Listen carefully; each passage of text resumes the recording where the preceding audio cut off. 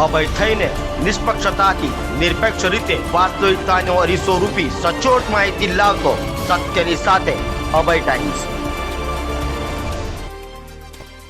લોકસભાની ત્રીજા તબક્કાની ચૂંટણી પૂર્ણ થઈ ગઈ છે। ગુજરાતમાં ચૂંટણી પૂર્ણ થતાં જ આવકવેરા વિભાગ હરકતમાં આવ્યું છે। સુરતમાં વહેલી સવારથી જ ટેક્સટાઇલ ગ્રુપ પર આવકવેરા વિભાગ ત્રાટક્યું છે। ઐશ્વર્યા ગ્રુપ આવકવેરા વિભાગના દરોડા પડ્યા છે, જેથી ટેક્સટાઇલ ઉદ્યોગમાં ફફડાટનો માહોલ છવાઈ ગયો છે। આવકવેરા વિભાગે ઘણા સમય પછી હરકતમાં આવ્યું છે।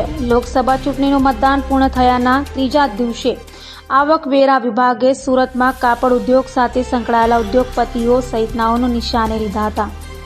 સુરતમાં ટેક્સટાઇલના મોટા ઉદ્યોગપતિ ગણાતા ઐશ્વર્યા ગ્રુપ પર આવકવેરા ખાતું ત્રાટક્યું છે।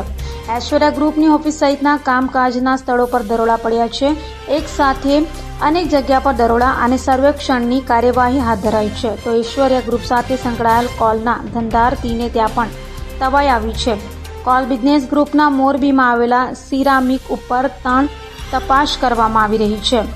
તપાસના અંતે મોટા પાયે બેનામી વ્યવહારો મળે તેવી સંભાવના વ્યક્ત કરાઈ રહી છે।